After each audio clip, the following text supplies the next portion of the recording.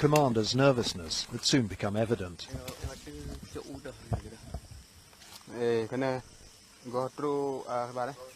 Lookouts spotted armed and uniformed men heading in the direction from the plains below.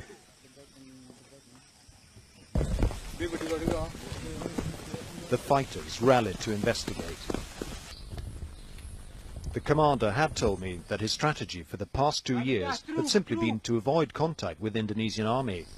Now that strategy was abandoned as he headed to intercept the intruders, ordering his men to approach the enemy in a pincer movement.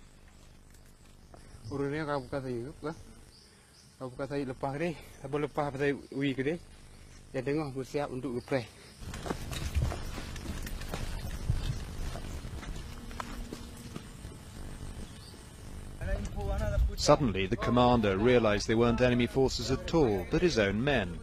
They'd been escorting some villagers to a refugee camp. He was furious that they were returning later than ordered, and that they hadn't called him to say when they were arriving. What he didn't know was that their mobile phone batteries had run out.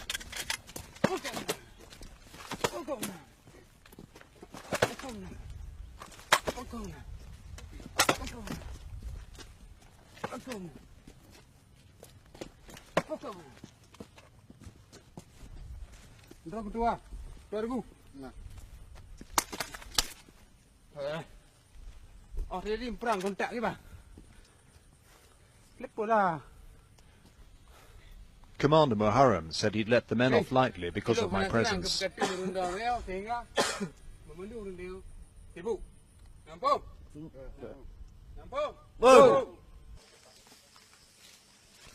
Back at the camp, his mobile phone was a constant interruption. Some calls were to coordinate body collections, others to fix aid deliveries to locals and food for his force.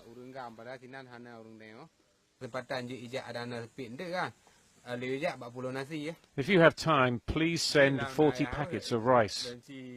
I have to go. My mobile phone battery is dying.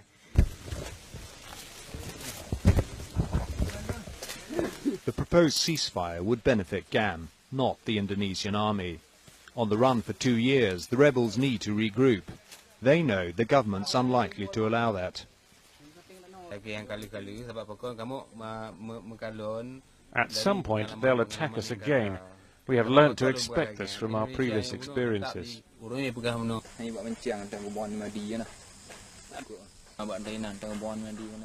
In the face of this lack of trust, the men were readying themselves for battle. It may be peace, or it may be war, but we will still mobilize our forces to face the possibility of a bigger war. We are hoping this will be the last war for Aceh. Hopefully, as a result of the tsunami tragedy, the international community will help the Achenese people get absolute independence. These soldiers might be hunted and grief-stricken by the losses, but they appear to be unbroken in spirit. The men I was with, although few in number, were well armed and organized. They're ruthless in their dedication to the cause, an independence that Jakarta is unlikely to allow. And that bodes badly for the people of Aceh, who have already suffered so much.